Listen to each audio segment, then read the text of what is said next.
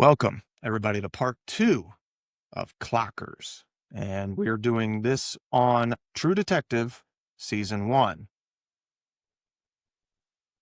Welcome, everyone, to part 2 of our Clockers episode on True Detective Season 1.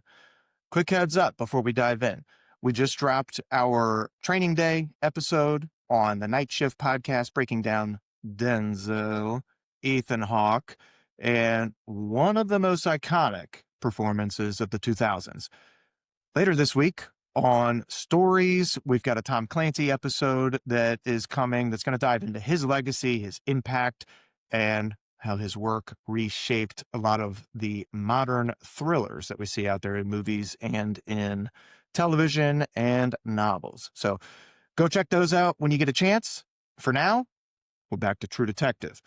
And in part 2, we're diving into how this season was built, the structure, the performances, and the choices that made it feel dangerous in the best possible ways.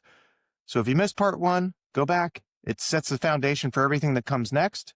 For now, we're clocking back in.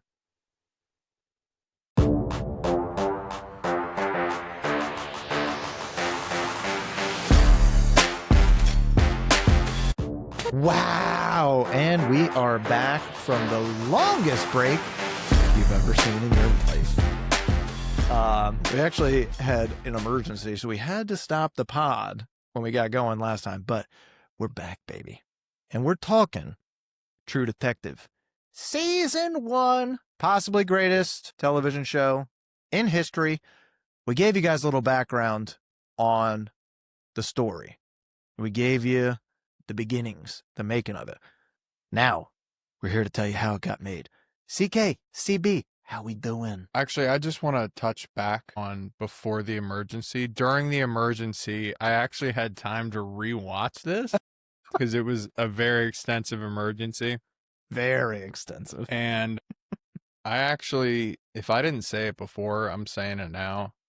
That's no question. It's the best season I've ever watched in my life. Thank you. I don't need to watch every season ever made to know that that's true. It's impeccable. There's nothing in it that I would say every single episode is a bang. It's a banger, dude. I'm on my third rewatch. I watched it in 2 days, starting on Hell yeah. New Year's Eve. And well, okay, so that's 3 days. Congratulations. That's 3 days. I didn't know you rewatched. Do Yeah. you feel That's amazing. We all rewatched. That's how I started the new year. Do you feel more powerful because of this?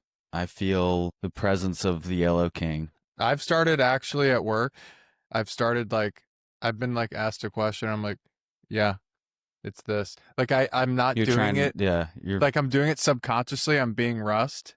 Like, well, I've been just- quoting Russ nonstop. Are you also giving them the Woody Harrelson?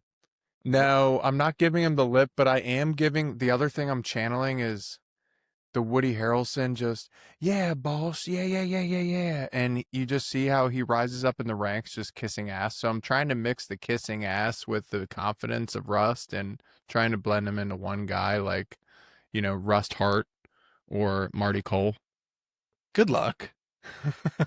Pretty much impossible. Pretty much impossible. Well, this... I was gonna say. Oh God! Sorry. Because I watched it in the summer. It was my second rewatch of this. Watched it in high school, which was over 10 years ago. Watched it this summer, all in 1 week. Thought it was perfect.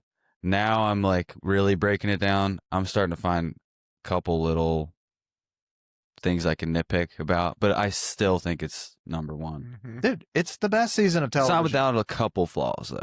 I mean, everything's got some flaws in it. Eating at a great restaurant 3 times. The third time, the first time you might go, this is the best joint. You go the third time and you might get a different waiter. You might Make it a hair. get a hair. And there's no hair in this food, but it could be delivered differently. Maybe the third time you got the chicken parm. Well, speaking of hair, we're gonna talk Russ Cole here. Well, the man behind Russ Cole. We're talking McConaughey, so naturally by now everybody knows he plays Russ Cole. This is the beginning portion of the McConaissance that's going on. And many of you probably know, if you are film buffs or, just into the Hollywood scene and people that are really good at their craft, McConaughey for a long time was pegged as this rom-com actor. He has said this famously on podcasts and his book and a lot of stuff, that he didn't want to do that stuff anymore. It's not that he doesn't like playing those characters, but he thought there was more to him than that. He thought he could do more. And so he turned down a bunch of roles, and he was probably out of Hollywood for, 18 months, maybe almost 2 years, to a point where he's like, shit, like maybe that's it for me. But he kept turning down those kinds of roles so that he could pursue things like this. And around this time, he has Dallas Buyers Club, he has Lincoln Lawyer right before this, which is another great film that is on our watch list for the night shift. And there is just a lot to him that has been untapped on film to this point. What's unique about him pursuing this role, he was not approached to play Russ Cole. He was approached to play Marty. He read the script and said, no, I got to be Rust because I need to do monologues and I need to play a guy that I haven't played before. And this guy is it. And I want to deep dive into it.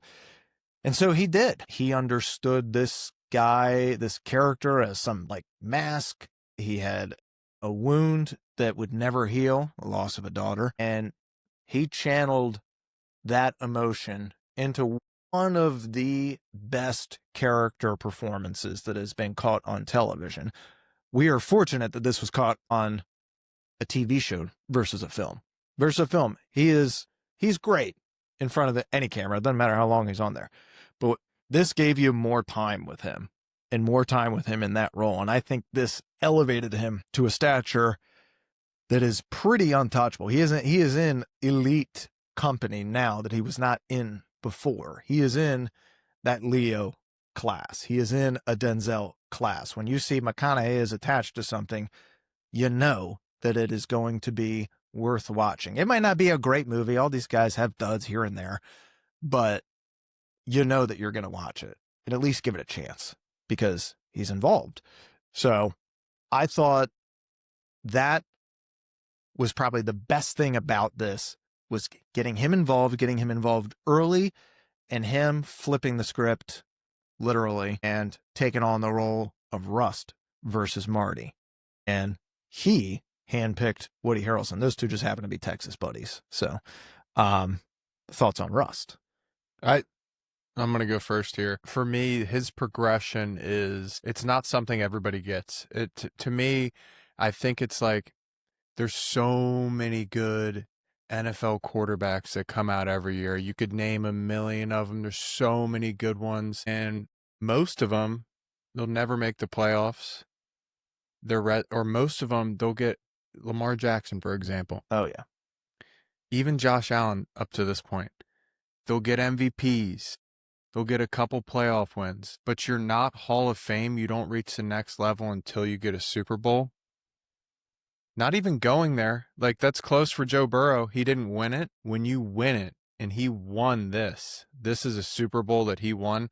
Now you're in the Aaron Rodgers class where it's, oh no, he's Hall of Fame. You just need one. You just need the one. You just need one, and now you're in the ball game for being considered one of the greatest. CK. Yeah, this character is so good that you can detach it from McConaughey's identity. Like, I just think of Russ Cole. I don't even think McConaughey. That's how good it is. And I think it's his magnum opus. It's his best work. I mean, you could argue like Dallas Buyers Club, all that other stuff, but this is so good. It's so iconic, and it's never going to fade from our culture because it's that fucking good. I think him also insisting on Woody Harrelson being involved in this and playing the partner is huge in this, because if you get the wrong person in that role, let's say, and not to pick on the guy, but let's say you get like a Mark Ruffalo, somebody like that, some guy that could easily play a detective, like just a regular old detective, but not some hard-ass antithesis of Rust. You have to have chemistry with that actor in order to go back and forth with each other the way that they do. So him bringing in Woody to play Marty Hart, that character Marty could have been overshadowed a million different ways. Him bringing him in brings in a friction that is palpable. It brings in two characters that are at odds with each other morally. I mean, they have discussions on religion and all that shit pretty regularly. They also are two very different people. Like Marty knows who he is. I'm sorry. Rust knows who he is. Marty thinks he knows who he is. And then he meets Rust and he's like, Jesus, this guy is what a pain in my ass this guy is. But it's a pain in the ass to him because not only is he different than him and he's a freaking dog with a bone on an investigation, but he's also a guy that's super sure of himself. He knows exactly who he is and what he wants. Marty doesn't. And Marty is off philandering, doing a bunch of other shit because he didn't set out to be a cop. And he set out to play baseball. He set out to do other things. And this all just kind of fell into his lap. And the family that Rust always wanted, that he had for a brief period, Marty does have, but Marty doesn't take advantage of it. And I think that the just those two on screen together work really well. It's not the first time they work together on screen. Like I said, they're both buddies, grew up in Texas and stuff, not together, but both Texas guys. And they go on vacations and stuff together now since this filming. Families hang out together. Like, they are very tight. Putting the wrong guy in that role across from him makes this not work, no matter how good McConaughey is. So I thought that was incredible. And there was also a few people that were in line to potentially play Maggie, but they opted to go with another person that they've worked with before. Again, chemistry. When you have actors that have worked with each other before, it makes it a lot easier to showcase something on screen that looks real. It's, to me, there's nobody better than Woody that comes straight to my mind, because this is Louisiana. This is good old boy. And correct me if I'm wrong, Louisiana is right next to Texas. You got it. So he looks the exact part. Is he blonde from hair? Texas? Yeah, blonde hair, good old boy, gap tooth, has a little twang. I mean, I can't think of 100% British. anybody else who could play this role as the good old boy that actually looks like it. He's also a thick boy, too. He ain't a pushover pussy. He's exactly what a guy who thinks he's hot shit and he's 40 looks like, especially in Louisiana. He has the cop haircut. And the way he acts and the way he talks, I can't think of any. I mean, can you guys think of anybody else? No, because he's like kind of the lighter, I don't want to say comic relief, but Rust is so like pessimistic. So Marty has to be the opposite, but he also has his own darkness too. And if you made him too lighthearted, it wouldn't work. And Woody, I want to say about Marty too, because Rust is such an interesting character, and he's a more interesting character than Marty in a lot of ways, and he's more iconic, that overshadows Marty. But the acting, Woody Harrelson's acting is almost as good as McConaughey, if not equal. I mean, it's right up there. It's up because there, he's playing that part. His character just isn't as interesting as Rust Cole. Rust Cole, yes. If you met these two guys, you'd be like, I've never That's met a such a good person like point. Rust Cole before. There's only one Rust Cole. There's other Martys. You've seen this guy before. Dude, he's playing the part where don't be as good as Rust at acting right now. And he's like, I got it. And he's doing it perfectly. Yeah. And it's like, you're doing it fucking perfect, Yes. dude. He really played the part perfectly. He's literally Scottie Pippen to Michael Jordan in this. And he's doing it perfect. He's doing it really well. You couldn't have LeBron and Michael Jordan. It's not going to work. No. He does it great. They get Michelle Monaghan to play the season's female lead because, like I said, there was a couple of people that they had kind of been thinking about for this, but the two leads said, really kind of pushed her as well because they'd worked with her before. And they said, I think she should read for this. I think she should be, I think this would be something that she'd be great at. So she read it and was like, kind of, I don't know, not super sure, but after talking with the guys, she felt compelled to play this because of the direction of the plot and like her character's story arc. Because it's not, you think of her in this as, the good wife, but as you learn during the story, she is the good wife until she's not.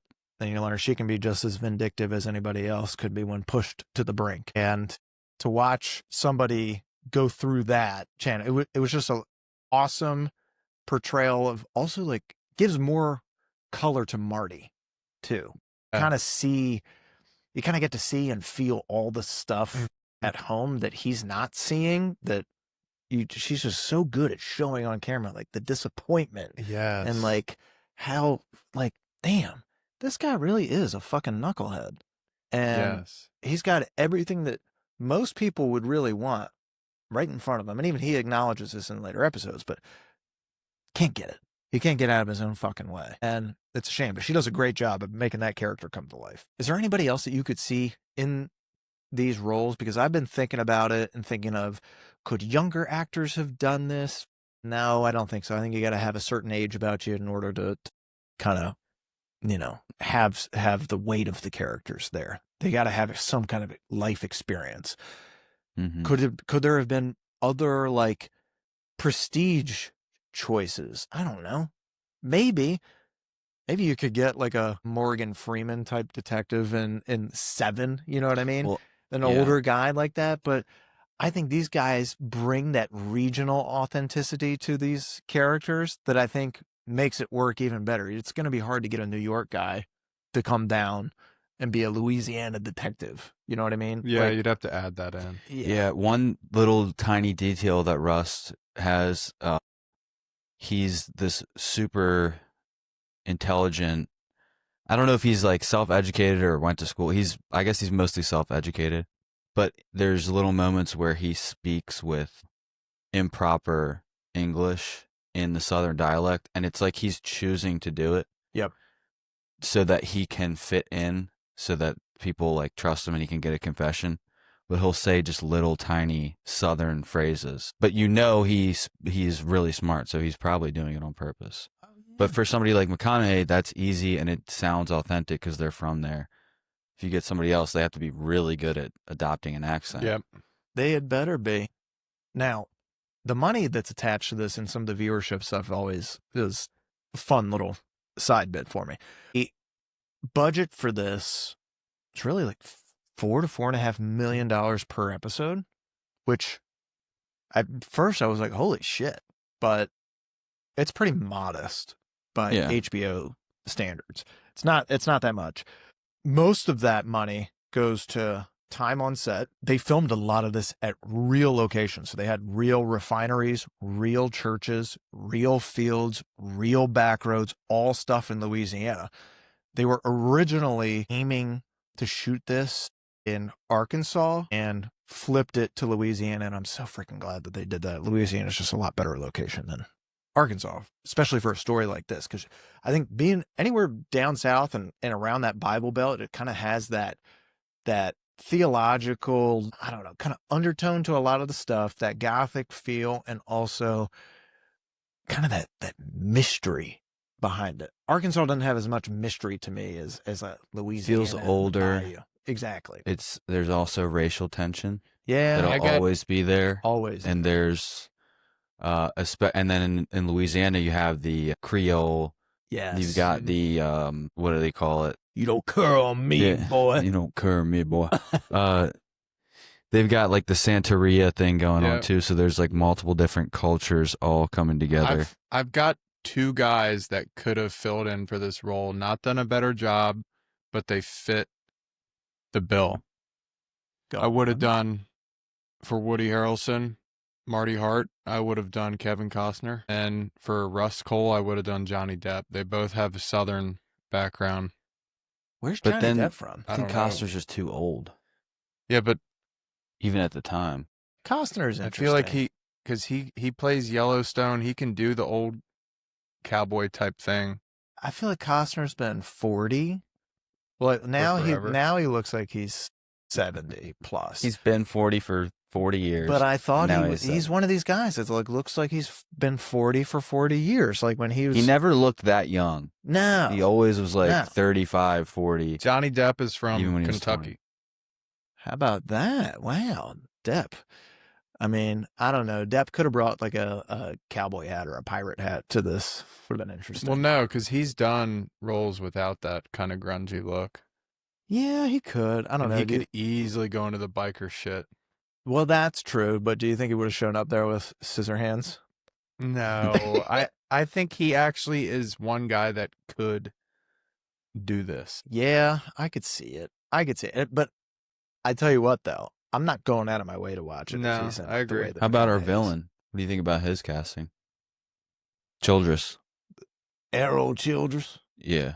Thought it was good. He's a nobody. Yeah, I mean, I couldn't tell you anything about that guy, but I sure as shit brought some mystery and intrigue to that character. I think the best villain casting was Ledoux. Dude, I agree, dude. He scared me. He is that guy. They need to check that guy's records. Yeah, dude, bruh. Records. They need to find out what he's doing. Yeah, I thought Errol was pretty good too. I mean, I thought Lang was good too. I'm telling you, dude. These Charlie Lang. Yeah. Oh yeah, Charlie Lang. I mean, he wasn't really a villain. He was just a.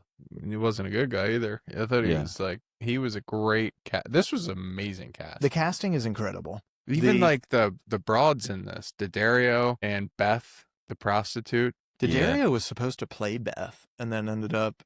Also, they weren't supposed to do any nude scenes in this. Like they were like, HBO we need to see those tiggies yesterday. None of it was in the writing, and the HBO was like, "No, you're putting that." Yeah. Okay, this is HBO. Yeah. Hook a brother up. Yeah. Okay, we're not out here to be putting some HBO and the PG B shit. stands for boobies. Bingo. Boobies. So they did it, and she goes full on nude in this. It was really gross to look at. Well, I thought you were talking about the half sister, Childress's. My God, Dude, I watched that today. I was literally like, oh, maggots. and you know what I noticed? This is really. She had that fucked up. Carcosa, that Carcosa monkey. You haven't made flowers on me in 3 weeks. But you know what's You haven't so made gross, stanky dude? with me. They were both molested by their grandfather, father. and he was telling him her like, tell me about. Yeah, Grandpa. while he's touching her, You remember? and they were getting off on it, dude. Which is Tell me when Grandpa touched you in the. save it. Yeah, sorry. Jesus Christ, you sick puppies. Well, they give me the fucking creeps, man. The things that they didn't do when they shot this, there's no CGI bullshit. There's Thank no God. like over bloated action scenes. Yep. There's none of that bullshit. There's no over designed sets. Everything's legit. Everything's like the most, I don't know, overdone thing.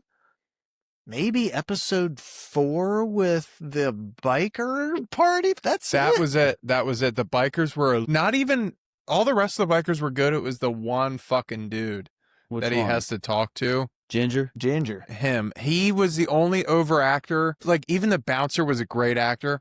Yeah, I will thought it say. was pretty. Speaking of the settings, Fort Macomb, where this is filmed, episode 8, was a legit place, and I knew it once I watched it because I've been in so many forts because I'm a history travel buff. Every time we travel somewhere, I have to see. Have you been to history. that? No, but every fort fucking looks like that. I knew it was a fort. I said it out loud. That's a fort. And they were saying it was a pirate hideout, right? And then their family had been there for so long, so this cult had been going on for hundreds of years, which is so much creepier. Well, they also do so. We'll get into this when we break down the episodes, but they do so much like little Easter eggs, but like where they show you Errol in there. Oh. In there, they give you the creepy little stick figure thingies. They give you all this stuff. What is not in this season of television that is in every season of television right now is overdoing it with a million fucking characters. Mm-hmm. That's the problem with TV right now. It's impossible I think writers think we need all this stimulation in order to stay engaged. No, I just need good actors. I need a good story. I don't need 1,000 things, even though like one of my favorite shows that I've watched in the last few years is Stranger Things. I love it. I would say my biggest gripe with it is there's so many goddamn characters and storylines. It's impossible to keep up with everything. It's like, geez, okay, well, then it feels like you're just mashing things together. Yes. When eventually the season comes to a conclusion, the series comes to a conclusion, you're just matching a bunch of shit together because you got to close out all these loops. What this does really well is let each episode breathe. It doesn't give you too many different things to think about and things going on. You focus on the story, not 15 stories. Yes. The story. Now, CK, in your research, you said that how long did it take this guy to write this? I heard someone say it took him 3 months to write it. I find that hard to believe. I found that hard to believe. So in my research, I saw that it took him like years of writing before shooting, but it might have Maybe been writing the script. Script might have been a couple months. Because it was supposed That's to be my a guess. novel. Yes, it was supposed So to he be. probably had the framework and then turned it Yes. into a screenplay in 3 months. That checks out. And they shot it really quickly too. So that checks out. They shot this sequentially whenever possible. They wanted the performances to kind of evolve naturally. But that first day with the interview scene, so you get this in episode 1, you sit down with them, and you see McConaughey getting interviewed. That's 25% of the script is that McConaughey interview. Shot all that in one day, 18 hours. Shot it all. That's fucking incredible, man. Yep. Do you know, like, how much for the makeup? Because they had to age them down, age them up. In the current timeline, were they just using, like, Woody Harrelson's, like, regular hairline? Or were they just, like... Oh, they Because they put a wig definitely... on him. I think they aged Maggie up in the current... In the 'cause current one, she they looks definitely- older than she actually is. for sure. But I think they had to make them look younger. Yeah, yeah. I mean, they definitely gave them wigs and stuff. Like, because we know Shane- Woody Harrelson's bald, so... No doubt. I'm going to touch on something you said. Try to be as non-controversial as I can be. When you said they didn't try to shove down your throat 15 different things, I loved it because, look, we're in Louisiana. This is country bumpkin town. Yep. They didn't try to do, hey, we got to have a gay couple in here. We Yes. got to have an interracial. It's like, they didn't try to make it into something. They made it so believable that it's like for the example, you're watching The Wire. What do you expect to watch? Fucking inner city Baltimore. They didn't shove in like, yeah, let's shove in a bunch of bro white guys. Like, No. no, you don't make it see that. exactly what fits the actual location, and then it's such a authentic feel, and that's Yep. what this had. Another thing that this does that most television doesn't, just by nature of streaming, it was still at the time of weekly episodes, which gives you time to obsess over things, time to come up with theories, time to have conversations with people about this stuff. There isn't this big binge dump. Some of the streaming services now do like this 3-episode dump and then they go weekly after that. You know, I think we talked about this a little bit before we took Mhm. our break, but HBO still does this. they do this, and I'm grateful that they do it. Mhm. If I want to watch it all in one binge, fine. Prime does it. You I just wait wait. until the season's done. But when things were like this, it becomes a lot easier to get attached to the show because now you're waiting for something. Now you got that anticipation that's coming. Now you're kind of thinking about shit. I do wonder what they're going to do next week. God damn. I mean, I remember when these episodes would end and being on the edge of my seat for get through the credits. Hurry up. Let me see the trailer. For the next one. Yes. I want to see that because I want to take a guess like, oh, shit. Okay, now there's some action going down. Now there's this. Oh my God, I can't wait. And it's appointment television. I miss that. Now, I like being able to sit down and watch everything at once, but it doesn't make me attached to the show the same way. You know what I Mhm. mean? I agree. But HBO has this method down of the recap, and then at the end of the episode you have the preview, and then right after the preview you have the showrunners or the director Behind the breaking it scenes. down, and then it gets you psyched for the next one. Mhm. And then the Yes. next week, dude, HBO, the way that they like their music they use, everything during that recap, you're like, oh my God, here we go. Here we go. And they just had you hooked. And it's not just for True Detective. They had like all of their shows, they do that. And it's so good. They took the feeling you got in high school when you were waiting for a girl to text you back and made it into a freaking television network. Genius. All right. Let's take a quick break real quick. We'll hit the head, do what we got to do. We're going to get into the story. We're going to break this down episode by episode and knock this out. Let's go. Other thing that I've like, there's a bunch of shit. I was trying to figure out, damn, how many cigarettes does he smoke during this? Yeah, what do you think they do for that? Because I doubt McConaughey smokes cigarettes. They said, I found on IMDb, 42 cigarettes and 8 beers were smoked on camera. I said, no fucking way, dude. He smoked 42 like per episode. Oh, they said for the whole series? Yes. Yeah, no way. But that was in one day of shooting. Seriously. That was in the interview scene. And then I was like, okay, that's not accurate.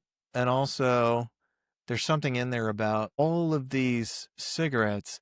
You might have only a couple of scenes where he's on camera exhaling. Like almost everything he's smoking in, but not exhaling. And I'm like, no, I mean, I saw him puff a shitload of cigarettes. Dude, and McConaughey, you know, we've talked about this before, so we don't have to do it recorded, but you can tell when the actors don't know how to smoke a fucking cigarette. Oh. And McConaughey is nailing it in this, dude. The way because when people smoke, you're saying something, and then you start to answer like this. And yes. You have to be, it doesn't have to be cigarettes. I mean, he probably doesn't smoke cigarettes. Dude. He knows how to smoke. He definitely smokes real weed. smokers too. Smokes weed. When I would smoke Juuls, and I tell people this, my Juul, I had it more than oxygen. That's probably why I lost my lung. That's my number one fucking line. And when I would smoke, a real smoker that loves smoking, and you know this from weed, you hold that bitch in and you hope everything you exhale is clear because your lungs absorbed every fucking ounce of it. And that's what McConaughey does in this. He's like, because you really want that fucking escape. Yes. You don't want to go like a cigar. Like that's not it. You want it. You want it in your lungs. You want it in your whole fucking body. You want it. All right. Episode 1, The Long, Bright Dark. So, we are met in the beginning. We have the 2012 interrogations. And starts with Monsieur Cole. And really sets the freaking tone for the entire season. So, we get the interrogations. We get to meet Rust and Marty at a crime scene. And this crime scene is taking place in a random field in 1995. Ritualistic murder of Dora Lang. The case feels different by the nature of how they find her body. They know it's not just a normal murder. This is something funky, something bizarre, something that's off. This is not somebody's first kill. This is one of many. They just don't know how. So instantly, we are met with intrigue. We are met with mystery, with darkness, and we have two characters that don't like each other. And then we get their older versions of themselves recapping things to two other detectives that are interrogating them. So, CK, I'm going to start with you. What are your thoughts on episode 1? On that first scene? Give me the first scene. Any initial thoughts on this? Rust, Marty, the other detectives, the crime scene, whatever you got on episode 1, because it's a hell of an introduction to the best series of television. You can tell it's going to be a very dark, ominous feeling throughout the whole thing. You can tell everyone there is like, oh, shit, we've never dealt with this before. The sheriff is like, this is above my fucking pay grade. He doesn't even want to deal with it. Not even. The only person that is like ready to fucking go is Rust. I like that Marty is kind of like, You got anything in those books about coming to conclusions? So he's already starting to like call him out on his bullshit, although he's always right. He is always he's right. really right, like 100% of the time. Yeah. And everyone else is just like turning a blind eye to everything that's going on. It's almost like they don't want to believe. They know that it's too horrifying to believe. So they avert their gaze. Yes. Which ties into the whole theme, cosmic horror, inspired by Lovecraft. I don't know if you guys got into any of that for this. But. Yeah, I did see that in there. So is it that most of this, like the Yellow King and all that stuff, is kind of coming from a book. But that is true. I mean, opening scene, kind of, you get the idea of this is going to be a freaking dark.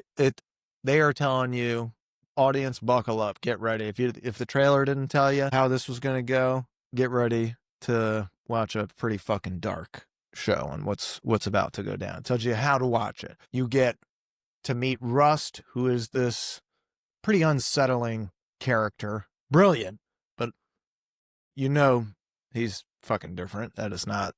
And what also is funny, you learn pretty quickly because of Marty's dislike for him. He's right on just about everything. He knows it. He's not apologetic about it. And they all fucking hate him for that. And they hate that he's right because he's abrasive. And then you meet Marty, who's a lot more likable to the average guy, the average detective. He gets along pretty well with everybody, but he does not come off like a guy who is really invested in anything. He is kind of just there going through the motions, pretty morally flexible. But you also get introduced to Louisiana as this decaying kind of ecosystem. And it's more than just a place where the TV show is shot. You get enveloped in this whole world. And right off the jump, I'm fucking hooked. And we've talked about this on other pods before, about the cigarette and how that son of a bitch will loop you in and lock you into anything. As soon as I see Cole light that thing up, I'm like, You can't do that here no more. damn it, I am in. I am Yeah. freaking in, bro. Yeah, they try to tell him not to smoke. For me, episode Don't one. be an asshole. Don't be an asshole. Come on. Go ahead. For me, episode one, the setting, it has a cold temperature as far as contrast goes. It's not bright. It's not colorful. It's swampy. Okay, I'm listening. And then I see the murder, and I watch a lot of crime, and when I see the murder, at first glance, I go, okay, she's got antlers, blah, blah, blah. Then when I hear Russ start ringing off all kinds of things from his book, and he's done this before, this means something, Marty. He's practiced. This isn't his first time. Now I'm listening. Okay. I'm still not sold. And then when they get in the car and you can see their relationship is strenuous and new. Okay. All right. Now I got 3 different plots going on. I got swampy, decaying setting. I have a strenuous relationship between the 2 main characters. And then I have a possible murderous, ravenous, sexual, and maybe religious undertone to this show. Throw in a cigarette, which means I gave up on my life and I'm sure as shit about it. I'm in. Dude, and they do it all. They do all the little touch points for me. They hit my freaking Hollywood G spot in the first 10 seconds. And I'm in. The thing is, a murder is interesting unto itself. But when you start talking about those other beats that you mentioned, the religious components to it, the sadist kind of real dark manner in which this victim lived or what they experience in their final moments, and then you get the whiff of serial killer, shoot it into my veins. Mhm. There's something about hunt, and I'm not alone in this because goddamn, I put on Netflix and Prime and everything else now, and I would say a good 25% of the shows are about hunting down serial killers, so I don't want to hear any shit from anybody on this.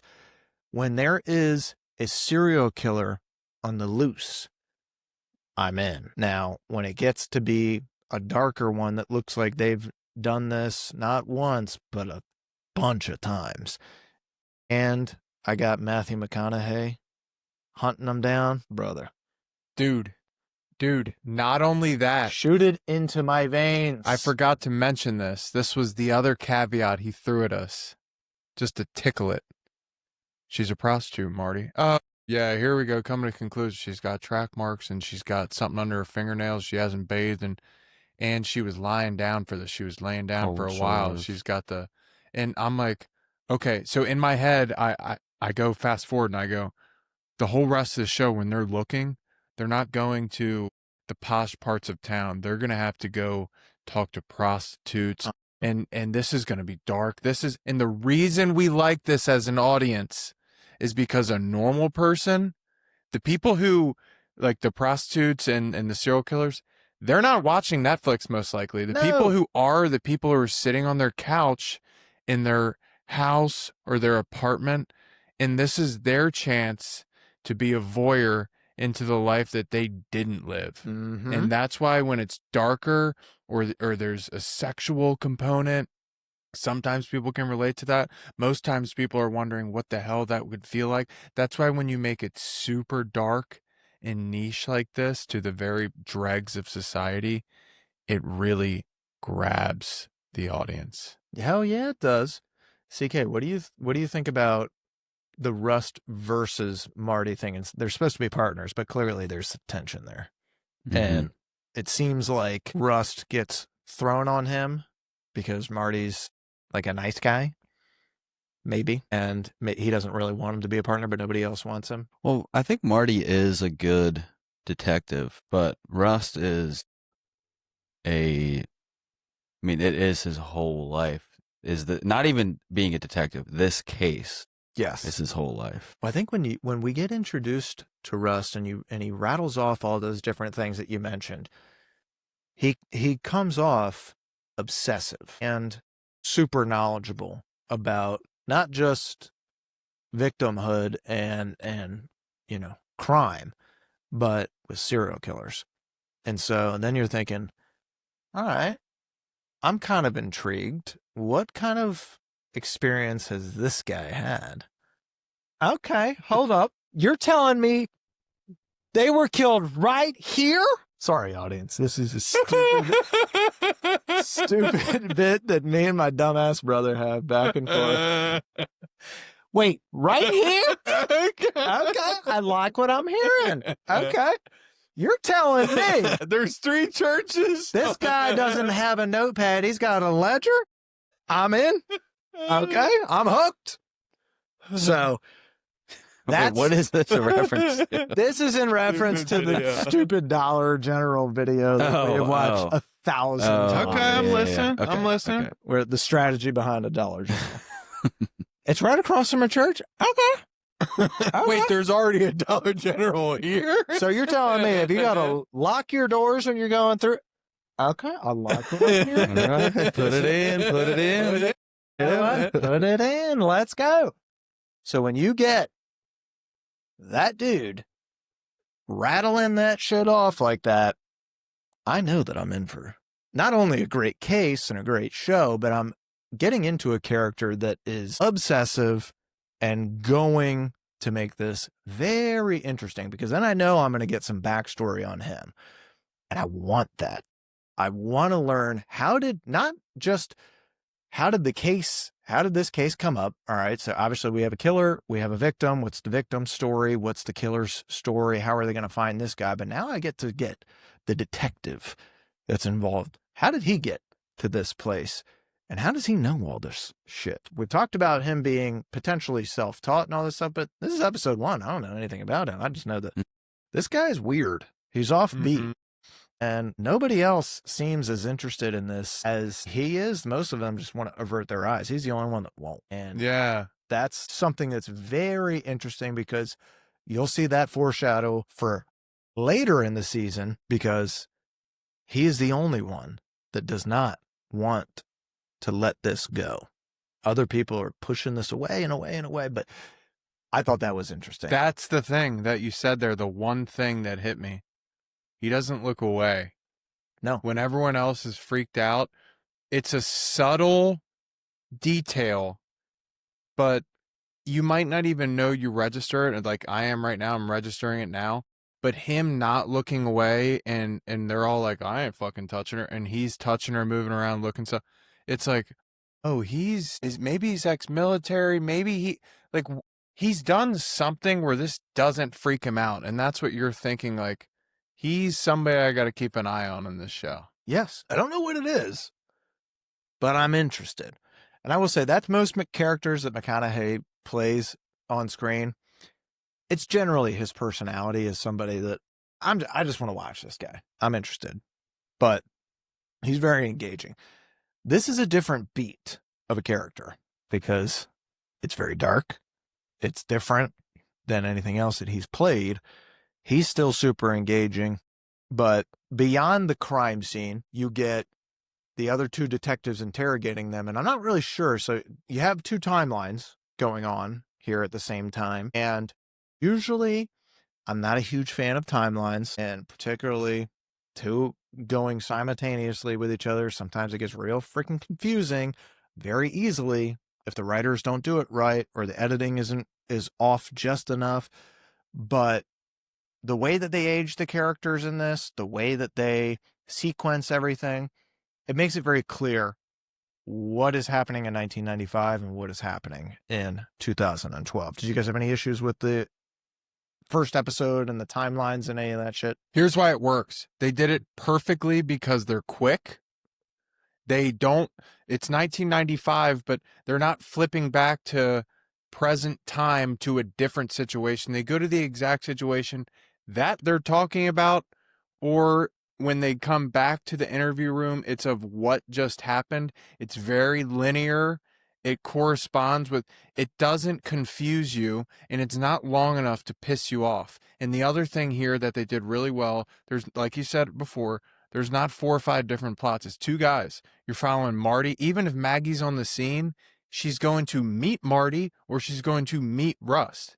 She doesn't have her own POV. Exactly. It's all 2 POVs. There's It's only very 3 easy. in the whole show.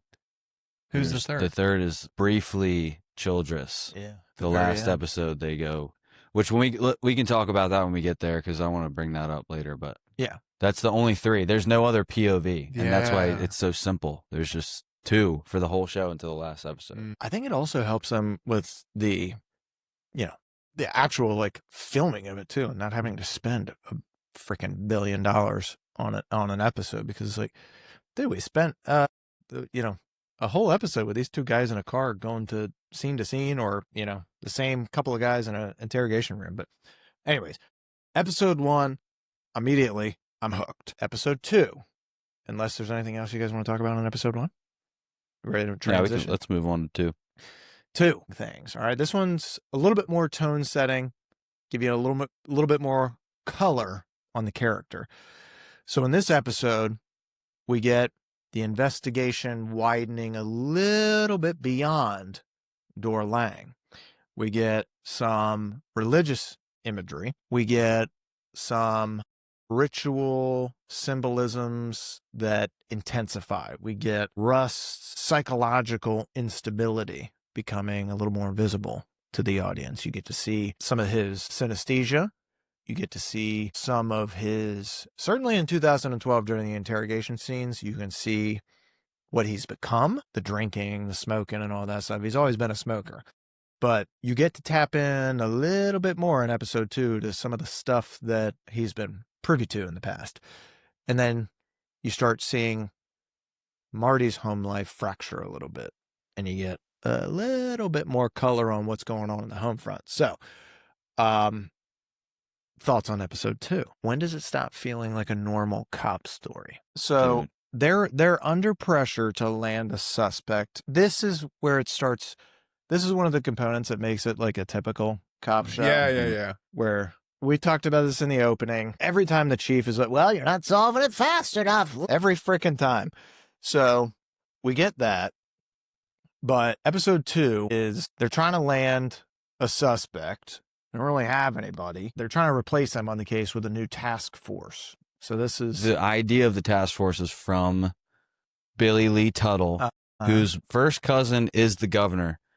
And when he comes in, he's like, I've been talking to Eddie, and we think you boys are going to be really great. And Russ is like, and who the fuck is Eddie? And then I love that he said that too, because he's like, who is this guy coming in here just assuming we all know who you're talking about? Like, they really established the Tuttles are definitely in on this. Yeah, and then Don Yesso says, you need to shut your fucking mouth next time. Dude, that guy. Don Yesso, the bailiff, the bailiff. fucking deputy, the guy who has no fucking words except for fuck you.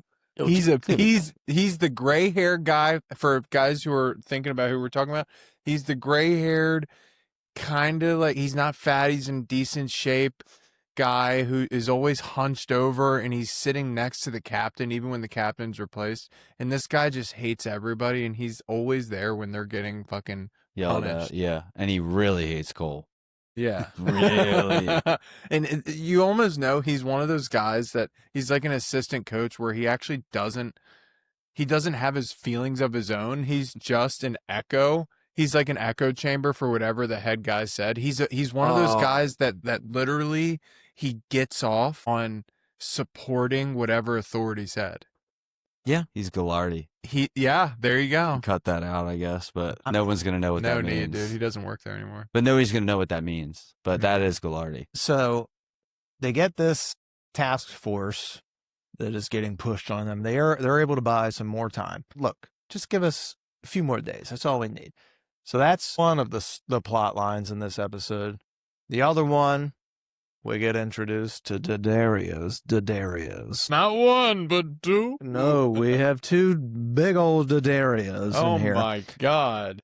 And so you start to see, whoa, something smells a little fishy with Marty. Something's up here, bud. You just got to be even keel, okay? Dude, That's right. He could not be less subtle. I mean, That- she walks in the office and he's like, sees her right away. No. Oh, wow. Are those the papers? Let's just find somewhere quiet Marty, to call. Like, every time. These are for Officer Hart, Detective Hart, and he said I have to hand deliver to him. And you could tell the front desk lady's like, okay. well, you can tell Rust is onto him. He notices he, like, it. All looks he up, does like- is looks up, but he's like, I got too much shit to do. But Yeah. Exactly. he's onto him from the get-go. Dude, and then Marty goes, why don't we get a private room? And it's like, dude, and you know what? You think he's overacting? No. He's overacting if they're the same age and they're both 23, whatever. He is acting like a 45-year-old desperate coonhound would act. 100% he is. He's a sick puppy, dude.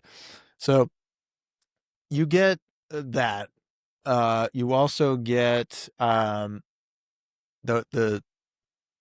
freaking mural that you at the mentioned very end. at the very end. So in this incinerated church, you're already like, all right, dude.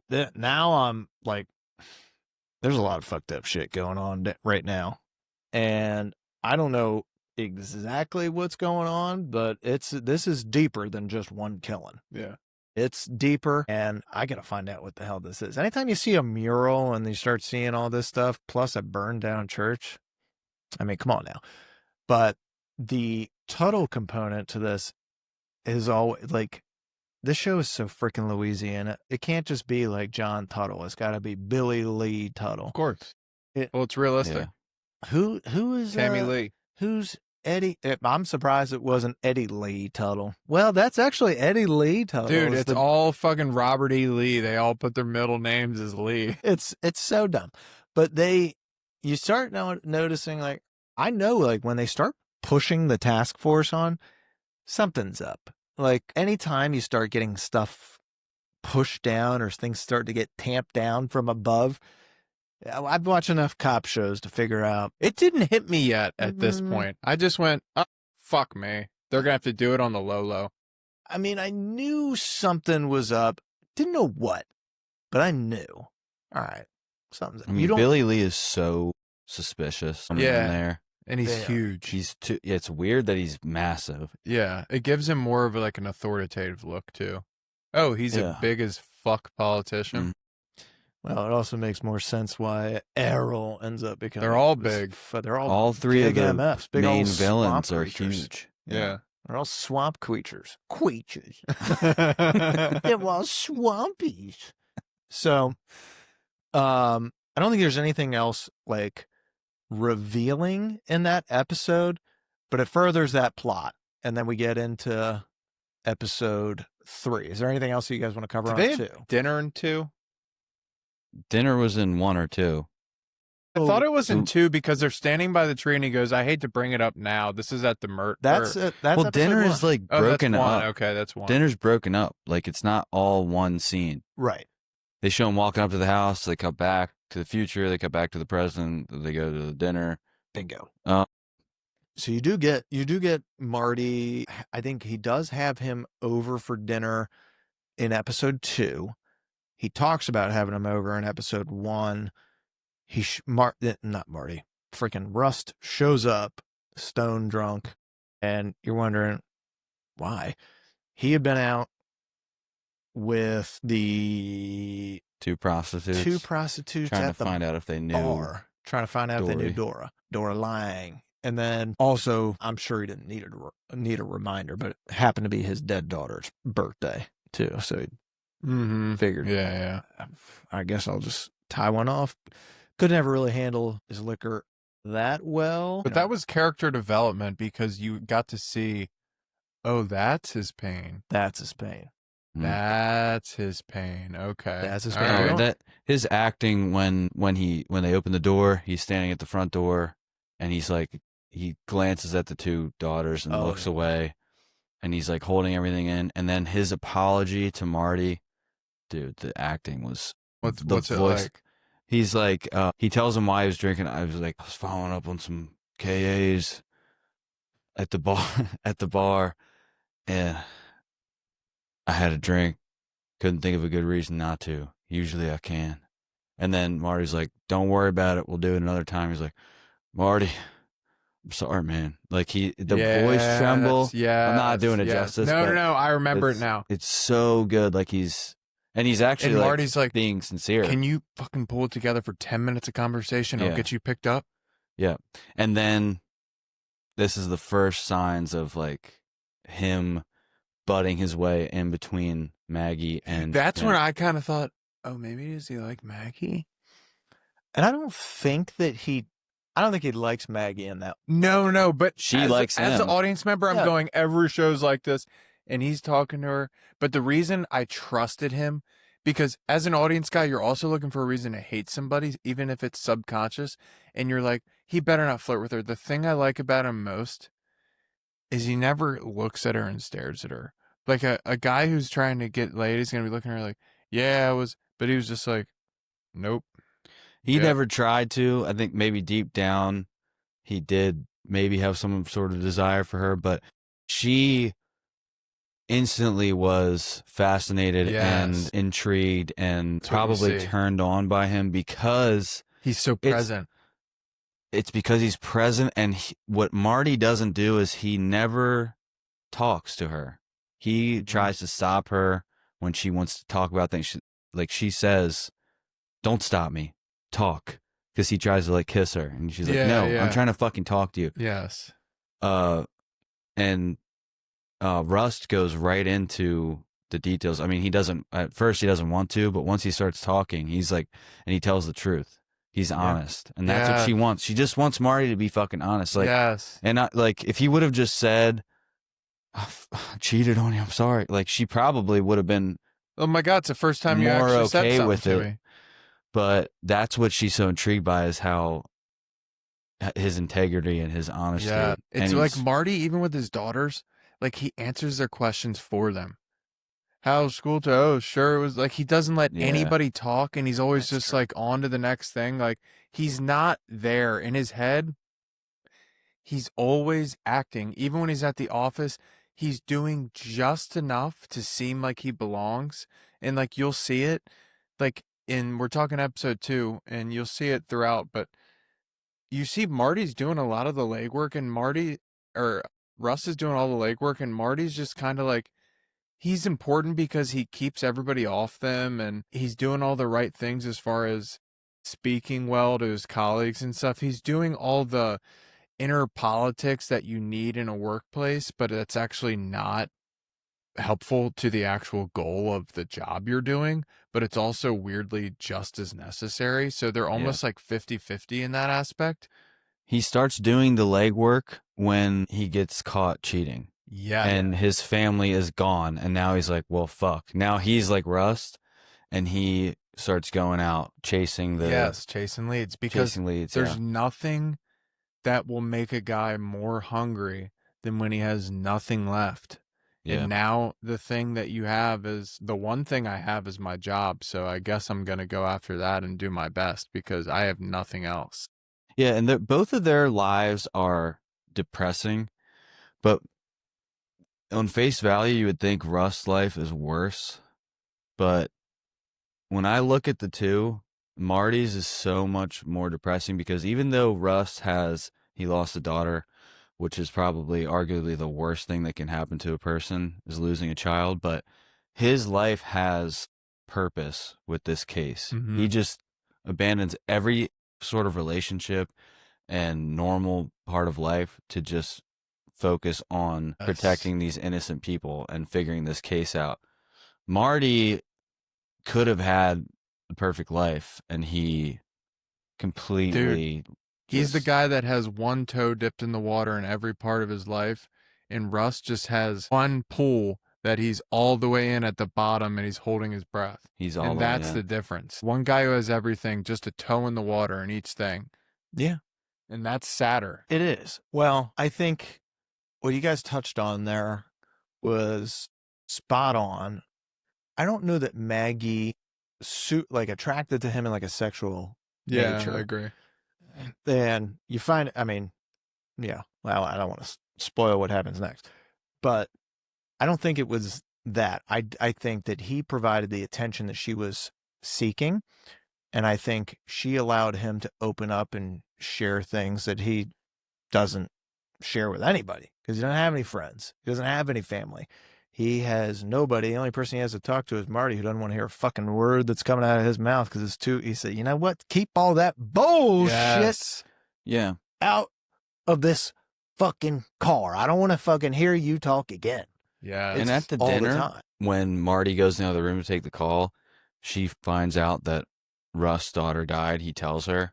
Yeah. And then Marty comes back in. She's like, "Have you ever talked to him about his life?" And he's like, "Trust me, honey, you don't want to pick this man's brain." And which is hilarious. She says, "I know more about him in 5 minutes than you do being his partner." And the other thing, she didn't tell him, like later that night, she didn't tell him, "Hey, his daughter's dead." Yeah, which that's what you also figure shows their relationship is fucked. Yes, and you don't find that out till later, because in my head, she told him. Because everyone just you would think that, but then tell your wife. It's not till the next episode in the car. Yeah, he's like, "You lost a kid," after Russ tells him. Mm-hmm. Yep. So they're not talking, Maggie and Marty. No. I mean, unless he was playing it off like he didn't know, but he definitely, I think he did. He didn't know. I don't think he knew. Well, because they don't fucking talk. No, or if they do talk, it's him being defensive because he feels like every time she opens her mouth towards him, it's just like accusatory, or like, "Gosh, but how can you just lay off my back? Yeah, like, I'm trying to finish this case. I'm trying." She's to do like all a this mom. He can't be present and talk to her, because in order to do that, he has to admit that he is cheating on her. He has to remain distant so that he can not feel guilty. Yes. If he does talk to her and gets to the details, well, eventually he's going to have to be like, "Well, I have been doing this." Yes. So. You can't really show your true colors. Not yet. Not yet. Good call on episode 2. You guys ready to get to episode 3? Yeah. All right. Lego. So episode 3, we get the locked room. The moral collapse starts to begin. The suspect list grows a little bit murkier. Marty's infidelity escalates. We get Rust's obsession sharpening a little bit more. We get the case feeling increasingly unsolvable. There are a lot of different things at play, but at this point, I think it's fair to say we trust Rust way more than we trust Marty. And it's not even close in pretty much any aspect of life. Personally, professionally, professionally, spiritually. all of it. Spiritually, the atheist, I would trust more than Marty, because Marty, with all of his, charisma, if that's what you want to call it, his, like you said, he says all the right things and continues to say all the right things, but he's not doing all the right things. Yeah. He's like just passing through. You know what I mean? He's not somebody that's really, that is really diving in. Now, I think he does get more and more involved in this from a case perspective as things go, but it's because everything else around him on the personal side starts falling apart, because all of his bullshit starts coming to light, and it gets harder for him to lie. I learned a long time ago, the more you lie, the harder it is to keep up with it, because you're going to forget your fucking lies. You're better off just telling the truth. Tell the truth, and the truth shall set you free, as they say.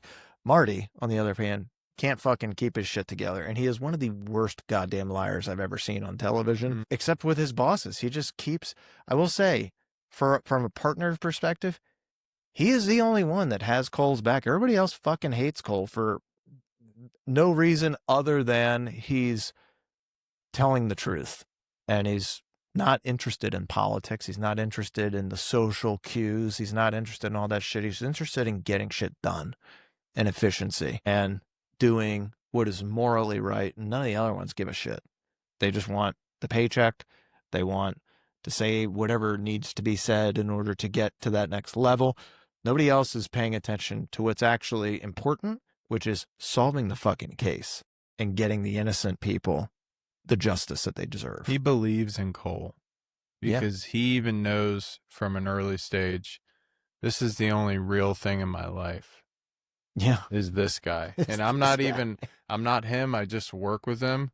But for some fucking reason, I'm going to go through the pain of sticking up for him and stuff because he's the only real thing I have. That's it. And he makes my job actually seem real, if that makes sense. Like, he gives my job context. So at least something in my life is real. It almost helps him at home with the lies and everything because he's got cases and stuff. We're working cases. He's building the context for which Marty hides behind in the other parts of his life. Because if the work wasn't real, it's going to be even harder to lie about the cases. In this episode, we also meet our minister. Now, this guy is, I think he's got to be under contract with HBO at this time because he's in Boardwalk Empire. He's in I swear to God, everything. 5 different HBO shows at the same time.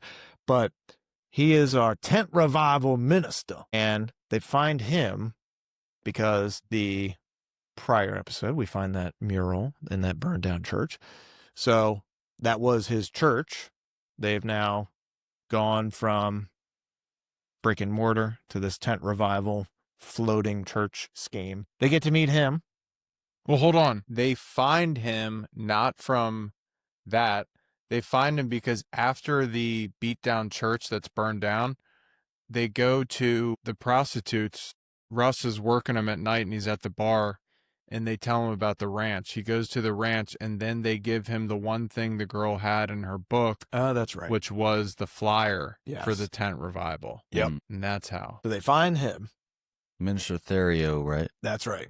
And then they get to talk to a known sex offender that is implicated, I guess, in Dora Lang's murder. But Cole's pretty skeptical. And Bert. And then they find out later, well, Bert couldn't have freaking done it. This guy doesn't have parts. They got cut off in jail, partially. And he just coldly, detached, kind of was like, man, well, that couldn't have been him. Marty, I don't know what to say. I went to go. I gave the guy a hug. He shit himself on the spot. So, Yeah. like, I don't think he gave him a hug. what did he I think say? he braced him. He said, I He braced him. braced him. I braced him and he shit himself Yeah. on the spot. Like, yeah, poor guy. Shit himself. Which whatever. I was thinking, what's brace? Yeah, what? Yeah, how did he find out that he got his? Well, he obviously said before he went in, I'm going to check him. And the minister said, we'll go do it somewhere private. So he's going to like look at him somehow. But I guess maybe he did like the brace in my head was a bend over and cough. I don't know what it was, but it was something where his pants came off and he fucking saw it. But the brace wasn't a hug or a handshake. Therio must have told him the whole story after he met with him, because he wouldn't have gotten all the details of the Bloods chopping his balls off and doing a rough job. Especially of all that stuff. guy. He's not going to say He's not going to say all that stuff, no. So he must have kept talking to Therio and they just didn't show it on screen. Yep. It was implied. So then that lead really doesn't go anywhere. They start looking again at old cases. Meanwhile, we get Maggie trying to set Cole up with friends. This also might be getting my episodes mixed up a little bit. I can't remember if this is one where the D'Addario shows up to like the hoedown with a different date. I can't remember if that's it. Yeah, that's think the that's straight. synesthesia Okay. date. Yep. And is that Maggie's sister that she starts with, or is it just a friend? I think it's a friend. I think it's a nurse. She keeps setting him up with nurses, which is like Obvious. She's a obvious. nurse. Cops All and nurses go are together fucking ready like, to go. spaghetti and meatballs. Yeah. Or spaghetti and limb, Big Daddy shout out. What up? So that's basically the gist around that episode, but it's mostly like, I feel like it dives a little bit deeper into the personal story than it does into the case. This is a personal episode. Mostly. Yeah, and you can see Marty just not even trying to hide it, going up to the bar. So bad. Yeah. Honey, they'll bring you the Come waitress here, will put- do a shot with me. Yeah. Like, Dude. do a shot with me. And then, like, and she is like, oh, it's okay. You're fucking married. Yeah. Like, I'm going to date. Yeah, like, what are you doing, buddy? Marty, I'm not in this to marry you. Jesus Christ, pal. So it's just like personal failure for him over and over. He can't get out of his own freaking way. And it's like building up to the point where like, all right, it's going to come crashing down at some point. It's just a matter of how. How is it going to happen? This guy is so stupid and obvious. Yeah. It blows me away. You start seeing a lot more of like Rust's nihilism too, poking through. And some of that's because his partners are basically an idiot on a personal level. And so like the longer they're partners, obviously the closer he gets to Maggie and the family and all that stuff. So he sees like, when he sees them, it's almost like a surrogate family for him. And then he sees the guy that's in charge of that family. It's also his partner, just ruining everything because he's so stupid and trying to chase after everything that's not his. It's not necessary. This when we get the locker room scene in episode 3? I'm pretty sure this is the locker room scene. I also think in episode 3, as far as the investigation goes, this is the Marie Fontenot episode. And they get introduced to the green-headed spaghetti monster. That's right. Which is also callback to the book that you mentioned that a lot of this script comes off from. From the Marty perspective, I don't know. He just keeps digging his hole deeper. There's not really much else there. You're just waiting for this thing to come crumbling down for him. Do you feel for him at all? Or are you just like observing, like, all right, well, let me just wait until this falls the fuck apart here and then see how he reacts to it. Part of me is kind of at this point hoping that it falls apart so he can get his ass like, dude, you can't be half pregnant in 7 different arenas of your life. You got to go all in on something. If it's home life, great. Let it be that. If it's work, great. Let it be that. But he is in nothing. Yeah. He is everywhere and nowhere. All if the all in is a divorce, then by all means, let's just be all in on one fucking thing. Do something, buddy. I do, as much as I don't like him, it's not really, I don't think this is the correct word, commiserate, like I'm feeling for the guy, but I do know people like him. So, and I think everyone knows somebody like him in their life that just, he can't help it. He's insecure. He's trying to find some sort of love that he didn't get. Even though he's got it right in front of him, he's still looking for something. So it's not really commiseration. It's more so like understand him. Oh, I understand him very well. I had a not guy a like this hate. in my life for a very long time. So did you. I did too. It's not a hate as much as it is like, oh, I know this guy. Like, and the only way through this is the hard way. Yep. What drives me crazy about him is, and we're getting ahead, so we can come back to it, but that he gets a second chance and then does the same freaking thing again, dude. That's when I'm watching it and I'm staring at the screen like, no, what are you doing? Yeah. Like the first one, it's immaturity. It's like all of his excuses. Yeah, they're bullshit, but at least you can say like, you can kind of reason with it. It's a mulligan. It's a mulligan. Hey, it's a mulligan. He hasn't learned from it yet. It's not excusable, but he hasn't learned from it. So he cheats with the Dario, and then he gets the one thing that would make his life meaningful back, and then he fucking throws it in the trash again. And that's what makes me really hate him in a lot of ways. I don't hate him all the way because I think he is a good detective and a good man as far as taking up for innocent people. But as a family man and as a husband, terrible guy. At this point, you Not don't yet. know he's going to do that yet. Yeah. So there's still hope Yeah. at this point in his character development. Yeah, there's still hope. Which is what makes later more impactful. But at this point in time, you're still hoping like, okay, he might get through this. Maybe he's going to like just come clean. Yeah. It's just, yeah. I mean, it's an interesting dynamic because you have everything that you guys just mentioned. So you have Marty's self-sabotage. He just can't get out of his own fucking way.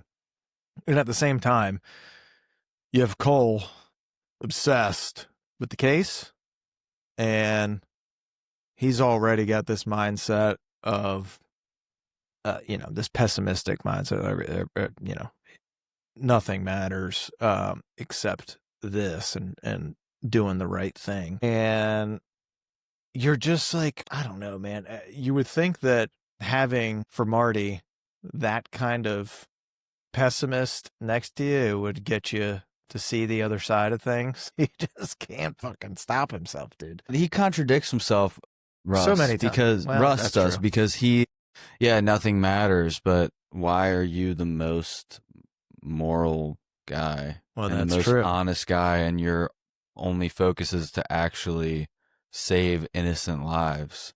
If nothing mattered, why would you do that? Well, he talks in all these like, well, time is a flat circle and all that kind of bullshit.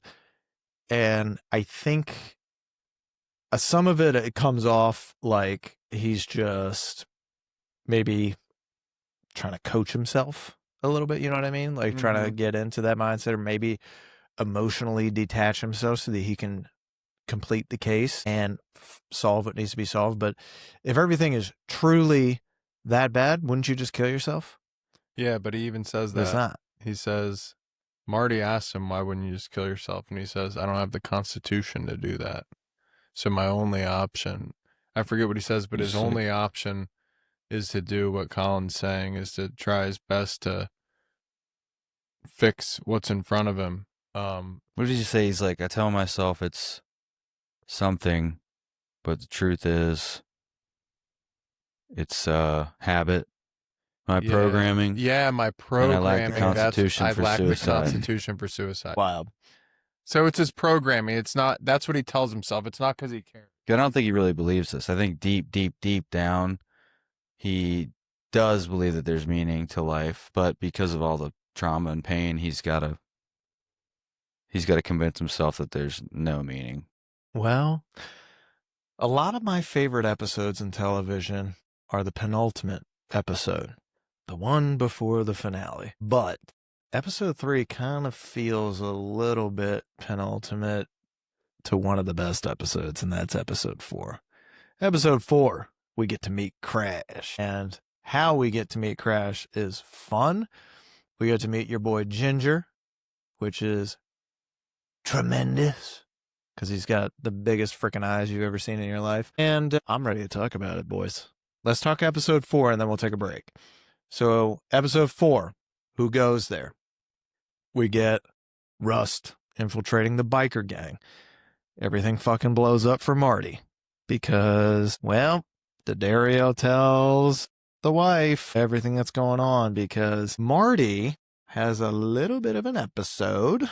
Might or might not have gotten drunk, run over a sign, showed up at her apartment, tried to bash the door down, maybe at the end of episode 3.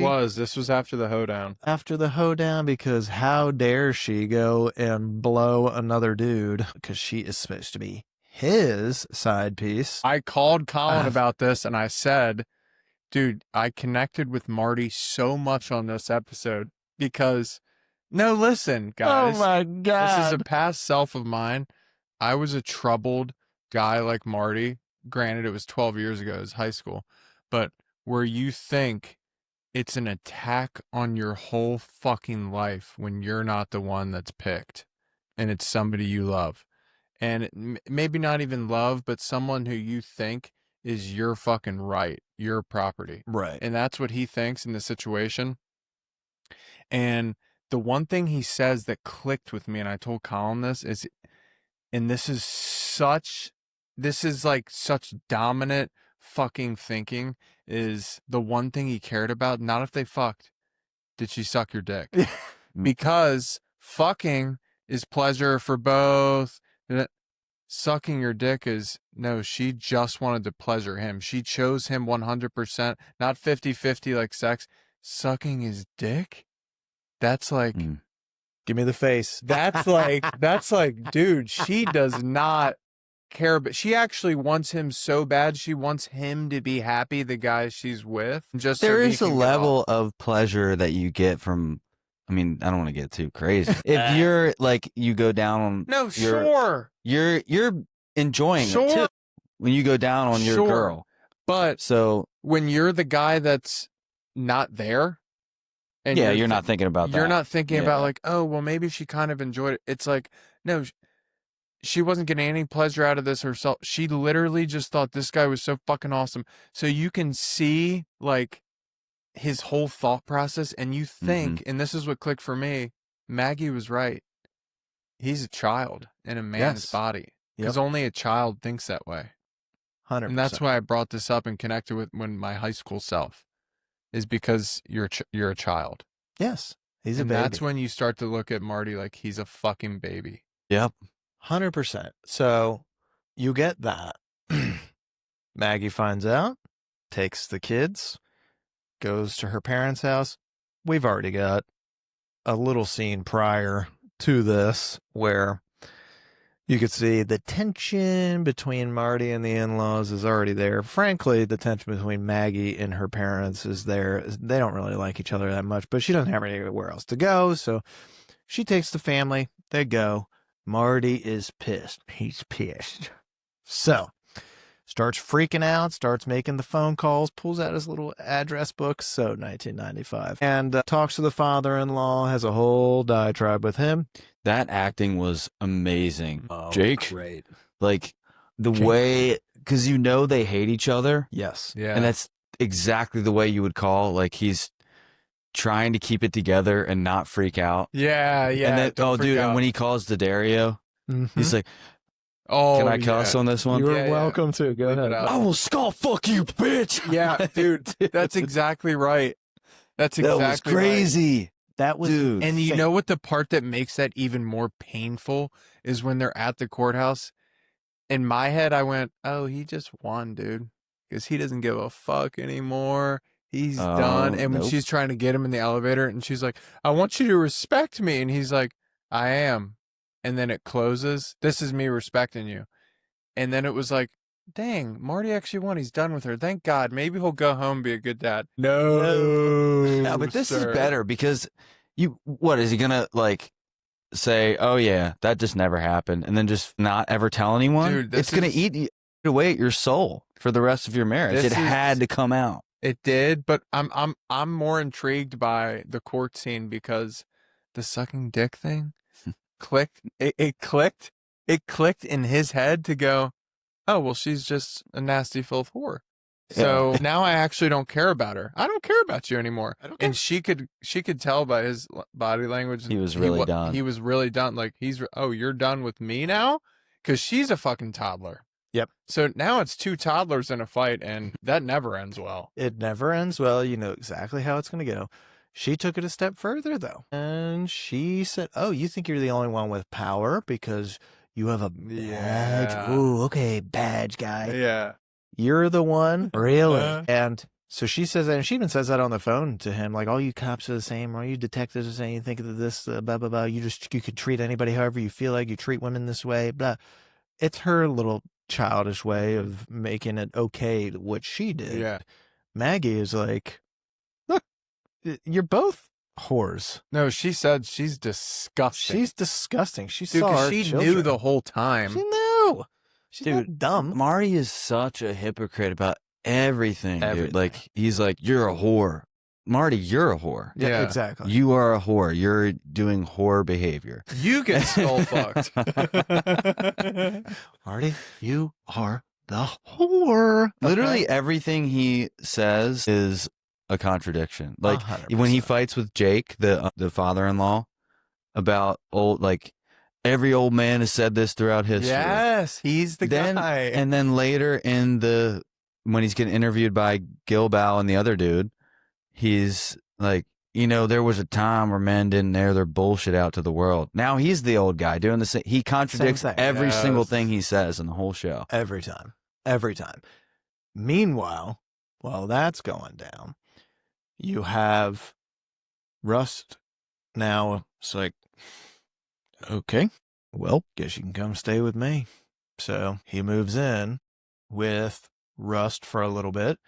Rust becomes his roommate, his only savior, frankly, his life vest in this time where he's drowning. And he is also like the medium between him and Maggie, between Marty and Maggie. And he gets a lead on, well, finally it gets Marty to fucking show up and do his job. And it's because Marty really don't have any other choice other than to do this. Yeah. What else are you gonna do? Drink yourself to death? So Yeah. And it's like Russ is chomping at the bit, like, oh, now he's like me. yeah, He's like Dude, so excited. This is my thank favorite God. fucking episode, because when they live together, this is when you start to see, oh, they're actually friends. yes, Yeah. they can Even be though they're not friends. saying it, they're not acting like it. They are. Like, you see Marty in the mornings with one that comes to my mind, and he's staring at the quarter on the wall, and he's like, so how long do you do this for? Yeah, what is that? Why does he do that? He's like, no, he says it. He's like, it calms my mind when it focuses on one thing, and blah, blah, blah. That's how I wake up. And they're like making couldn't coffee, afford a big and mirror. I'm like, dude, this is Small- amazing. he has a The mouse boys mirror. are back. The boys are back. So they get this, they have all that stuff, which is freaking great because they're kind of forced to break down all the walls in between each other. Marty is at his lowest. Russ knows it. Russ sees him at his lowest. Marty feels like, well, shit, I've already seen Rust my entire existence with him. He's been at his lowest. I fucking hate him. So Yeah. whatever. But it's like they're kind of like a married couple in a sense, because it's like as much time as they spent with each other and they Yeah. bicker and fight and shit, they care about each other. They do want the other one to be there for them because they're the only people that each other has. Yeah. They and really don't have any other choice. and he's the only person Marty is honest with. Yes. That's it. And it's amazing to see, because then you see the real Marty when he's with Rust. Yeah. And you're like, I like this guy. I like him now when he's with Rust. I kind of like this guy because he's not super full of shit all the time. So they catch a lead on the case, kind of, sort of. They find Reggie Ledoux, but they don't have Reggie Ledoux. They know, they get the name, but then they start wondering, all right, what the hell? So Marty actually finds that they have Reggie Ledoux as this name, but they say he only works for one, he only cooks, and he cooks for one group. He doesn't do it for like anybody. And Doesn't Lang tell him this? yeah, but Marty gets the info. It's not From his, who's the guy he gets it from in that club? damn. Who is it? Yeah, because he was doing the beat, Yes. walking around. That's when Marty actually starts. It's like the first time you No, see, that's when Marty goes and puts a gun in the guy's mouth that is the boyfriend of, he's the ugly ass motherfucker and he's the drug dealer at the Yes. strip club. Yes. And he tells he's at the bar, it's one of my favorite scenes. And he's at the bar he's at the and bar. he's trying to get information. The bartender's like, Bartender's not giving him shit. and he was like this, yeah, well, how about I put I forget what he says, some law He said, term, you and I'll have really this place you really shut want to down." make me say this Yeah, shit? why do you make me say this shit? Yeah. And so then he goes and talks to one of the strippers in the back and is like, all right, when's the last time you've seen him? Well, he doesn't come around here. I don't want to see him. He goes here. And so then Marty tracks him down, finds him, goes out in the back alley, does pull the gun on him. Mhm. And then that's when you're like, fucking thank you, Marty, for Yeah. showing the fuck up, dude. And this is like, and this is a trope that you really, I think it depends on what your experience is with police, but it's when the cop goes beyond the law in Mhm. order to do the right thing. The right thing, yep. I love it. I love it too. I love it so much because He's you're a like, vigilante at that point. exactly. You're a vigilante. Just because you have a badge, you can't do that shit, but you're doing it. And I like it because ultimately it's for the better good. And so he gets the name. He said, oh shit, that's all you wanted? Why don't you just say something? Okay, well, that's Reggie Ledoux. So he gets the name, and that's when they find out that, oh, wait, he was with the inmate that they've already talked to, Dora Lang's husband, ex-husband, I guess. And then so they're like, oh, okay, there we go. Now we're connecting some dots here. And then he gets that name over to somebody else in a different department, and then they say, oh yeah, he only cooks for this one group. It's this gang, this biker gang out of Texas. He gets that from the guy in the club. He gets that from the guy in the club. Yeah, Mhm. when he's got the gun pointed. Yes. And then that's Iron when Crusaders or something. Iron Crusaders. Yep. And that's when Russ is like, say that name again? Yeah. Did you say Iron Crusaders? You're sure? You're sure? Oh shit, I ran something when I was doing Narcos. I did Yeah, that. in Texas. And So I was so working for the cartels. you got it. And so that's when you're like, well, yeah, dude. So he comes back, and that's when you're like, all right, what's he got? So then Russ opens up the trunk. Yeah. You see all the weapons. He's like, God damn, what you got in here, Russ? He said, well, never knew when any of these gangs were going to come back on me, because he had been out for a couple years now. As far as they were concerned, these narco biker gangs or whatever he was working, they thought he was dead. So he was like, well, you're going to like this jacket I got. And it's the fucking Iron Crusaders jacket. Dude. This is my favorite scene. He goes, Marty says to him, are you sure you want to do this? And Russ is like, Nope. no. If it doesn't go well, I'm just gonna get a bullet in the head. And that's the best that could happen. Yep. You know That's what the pretty- cartels did to you? And Marty's like, what? And he's like, they did was they took a razor blade and they took it right at the top of your scalp down to your chin. And then they'd fold your face over with a mirror in front of you. So then you're looking at your face without all of its skin. And then they cut your balls off and put them in your mouth. And they choke you to death. Yep. And he's like, Tape you to Marty's a like- chair that's bolted to the floor. Use Yeah. a couple rolls so you can't budge. Yep. yeah. Dude, that monologue, when I first watched it in high school, that scared me more than anything. Mm. If that happens. And then you're like, okay, so this is what he's about to do. This guy's a fucking savage. And then he's in the kitchen. He's doing the cayenne and water into it. And he's like, they're not going to trust me if I don't have track marks. He's got to have the track marks. He's got to have he's got to look like, and got to come up with a quick story as to what the fuck he's been up to. And you also find out that it gets like kind of dropped, like hints get kind of dropped in a couple episodes prior that he's used in the past. He's had to. Now you get to see it firsthand. That Rust is like, no, I mean, if you're in deep the way that I've been in deep, you got to fucking go all in. You got to do it. And that means you're going to have drugs and you got to use them. And so you get to the biker gang. He walks right the fuck in. He looks the part. He goes right through the back, goes through the secret back door. This might have been the most produced of the episodes, maybe. And you get to see his little interaction with Crash, talking about Miles. We're like, who the fuck is Miles? His character is Crash now. That's how the gang knows him as. And he wants in on whatever the hell they got going on in the gang so that he can get more info on where the hell Ledoux is. He said, well, so he tries to, him and Marty steal cocaine from evidence. Well, Rust just him. does.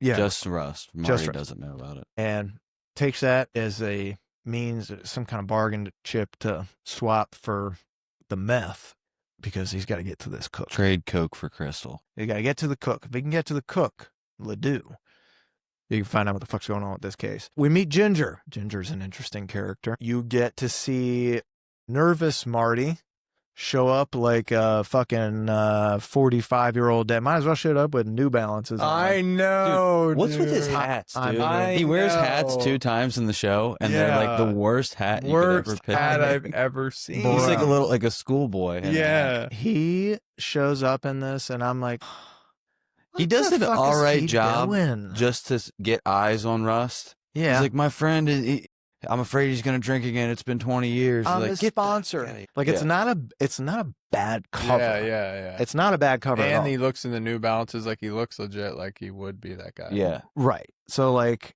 not bad. But also, I'm like, damn, he couldn't have done anything else to kind of like blend in a little bit further. But that's not his scene, man. He's not in this. Like, he's never been in a biker gang that we know of. He's just like a regular fucking dude with a big ass dick. No password. He just Yeah. looks him up and down and goes, yeah, no fucking way you're getting in here, buddy.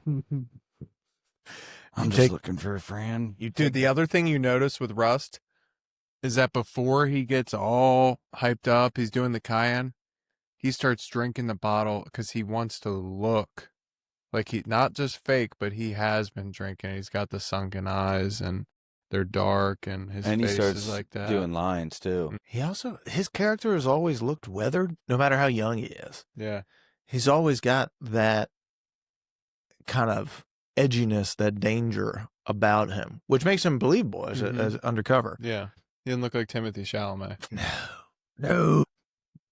But this episode leads to one of the coolest filming scenes that has taken place. So they do this whole track shot thing. So anyways, before they get to that, we get Ginger taking Crash out to his little fucking bayou boat, the fan boat. They go around to his secret hideout, starts talking to him there. He's doing more drugs there with him. Make sure he's cool. Then they starts hearing this noise. And what the hell is that? They got some dude. Hey, they got some dude in a closet. Honky ass motherfucker. And he's like, what's going on here, man? And they're like, oh, that's just some N-word. He's head of the projects over here. He's got bungalows. Knows where the stash house is. We're going to go ahead and get that. So Ginger's like, you want to see if I can get you that meeting with Miles or whoever, Miles, then you got to do this for me. And I need Crash tonight. I need a gunslinger. I don't need nobody else. I had one man down. We need to do this 4-man team. You're going to like what we got. They come in there with freaking fake cop suits. And their whole plan is, we're just going to go into this stash house. We're going to F some people up a little bit, take the money, roll out of there. But we have the cop uniform, so that should do. Cop uniforms with super long beards. Yeah, and that's long what I hair. hated. Like, No obviously. one's gonna know right away. Like, cops aren't even allowed to have beards like that. Yeah. No. I mean, now they are, but So Not that long. not that long. Or hair. Yeah. it goes into this whole, and so Cole is like, so anyway, have you guys like thought about like exit plan? It's I know that project is one way in, one way out. Like, and they're like, he's like, okay, cool. So you thought about it. Yeah. Okay, dude, that's what I love. That he's like, yeah, okay, you guys are thinkers. You got, all right, good, great. Good. So Okay. before he and Marty part, before he gets into this party, he gives Marty this phone. He says, hold this phone, green to answer, red to hang up. I'm the only person that's calling it. It's only me. When I call you, I need you to pick the fuck up and do exactly what I say. To Marty's credit, he does. Now, I thought about it. I'm like, damn, wouldn't it have been fucking hard to figure out where the hell is that boat going? Well, yeah. Buddy, how the hell do you know where to go? Yeah. But apparently he does. He starts following, he starts driving. I don't know how he does, but Maybe a plot hole. that's a plot hole. Because for me, even dude. when he does get to the project, he's like, meet me on this street. How does he know what street to tell him to go to? How does he know to get to the project? I don't You know what I mean? Like, so I don't know if there was GPS on the phone. Maybe that was it. Maybe it was a sat phone or something like that. I have no idea. But that's my like lone plot hole. I don't know how the hell Marty caught up with him, but he does. But the way that they shot the project segment of this episode is so fucking cool. It's one take going through. I kind of had to do like choreography for the, fight scene stuff, and he had to work with guys like, all right, how would Rust fight this? He can't fight like some military guy. He's got to fight like a regular dude, but somebody that's like a dangerous regular dude, not like a, fucking assassin. He's not Liam Neeson and Taken. Yeah. Yeah. Yeah. You know what I mean? So the whole way that they shot that, it was great. The premise is like, Jesus. And it's basically starts this freaking riot war in the projects. I think it's the only time anything's ever been filmed in that project. We did just do a Training Day episode where that was the only time something was filmed in that project. Yeah, the jungle. So I might be confusing this with the jungle, but I don't think I am. I think both of them is the only time anything's ever been filmed there. But one track shot, super unique how they did it. Very interesting premise. I haven't seen that done on television or movies before. Guys sneaking in like they're cops into a stash house to try and rob it. Just kind of wild. Thoughts on the episode? I think that maybe they could have come up with a better plan than that. Like maybe just track down Ginger when he's not in a biker bar. Just like trail him so you don't have to go through this most stressful thing of all time. It goes Or to show that kidnap him. Russ is about that life. Like He really does operate like he has nothing to lose. Why not? But and I think that's part of what makes his character really compelling. But he also, when he does this, I think he does it with the mindset of, well, this is what I got to do to gain his trust to get the info that we need for the case. I'll do it. But then it goes wrong real quick. And he's like, you can just see the disappointment on his face. Like, these fucking idiots. Yeah. God damn it. They are stupid. Now I got to figure out another way to get out of this. And then he eventually, like pretty quickly after that, turns on Ginger because Ginger's just a dumbass biker gang idiot, not some fucking criminal mastermind who is a savvy, martial artist. And so he busts him up real quick and then just starts dragging him around the place and dragging him around project to like building to building, hiding behind shit. He gets attacked a couple of times by guys with bats, and Crash finds a way out of that, beats their ass, sneaks through. Cops come through, doesn't matter. He's hiding at the right moments, at the right time, hopping the right fences, going behind the right buildings. And Marty, to his credit, somehow, some way, shows up and finds him. And I thought it was so fun that to watch those two working together, those two in a high adrenaline situation. It's not the case. It's totally separate from the case. because it was this whole thing with fucking Crash, and you get to see McConaughey be violent for the first time. You saw him a little bit in maybe episode 2 when they're trying to find the church and where the church is, and he busts up the dudes in the mechanic shop. Yeah. Well, and you know he's got some martial arts skill because when Marty puts him up against the locker, he does the Yep. "It ain't worth losing your hands over." That's right. So you know he's got some skill. Yeah. You know he's not afraid to do the stuff, but to see him in action, it's just chef's kiss. Love it. But when he just eventually in the back seat, when he's hustled out of there, Marty is booking it, and he's in the back seat with Ginger, and he's sitting there asking Ginger questions, and Ginger's like, "Oh, Miles is gonna kill you. I'm gonna get something for you, Crazy." I have fucking had enough of this, and just starts. He said, I don't even know why I'm treating you like a human. He says, "I'm sick of talking to you like a man. Like that's it. I'm That's so it. sick of talking to you like a man." Sick of it. Bah, Boom, bah. boom, boom, and just whips his ass. And then he shows up shortly thereafter, and we get DeWall, who is Ledoux's cook partner. Are they also brothers? Also a giant fat fuck. Yeah, what the heck? And Why are there's they a all lot- 6'8"? Lot of swamp monsters. Deepest Dude. voice ever, dude. He was scary at the bar. I could see your soul at the edge of your eyes. That's it. Dude, he goes into that. It's and I'm like, corrosive.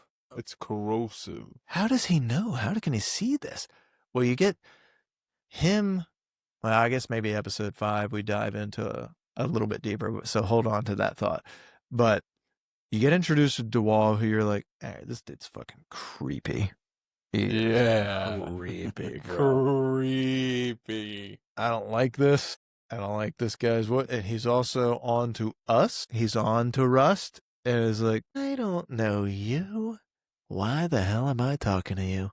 Ginger, you've been awful quiet. And he starts saying the weird shit about the eyes and corrosiveness and all that stuff. And you're like, damn it.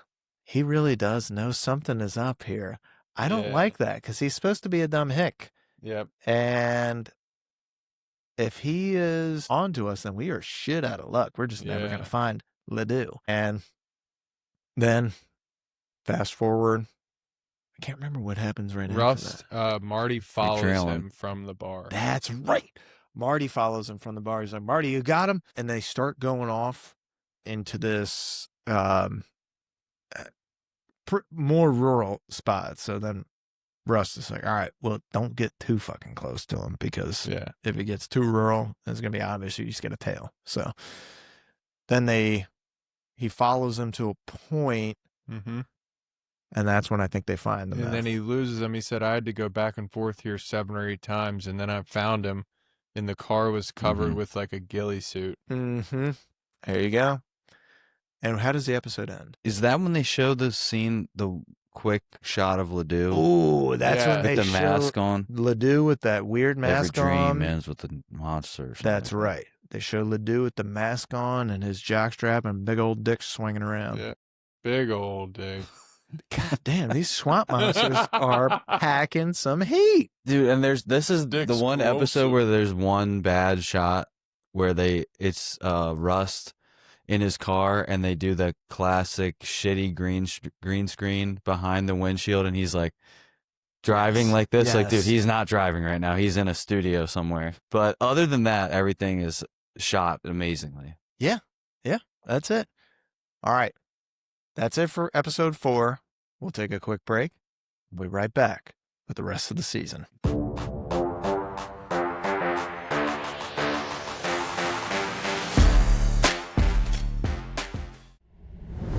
Well, that's a wrap for part 2 of our 4-part series on True Detective Season 1. In part 3, everything fractures. The partnership, the case, and the illusion that this story is finished. And that's where the suspicion, the tension, and the long game really take over. So stay tuned for part 3. And as always, if you love it, go ahead and do us a favor. Give us a follow, give us a like, give us a subscribe, hit the bell. You know what to do, people. We love you. See you on part 3.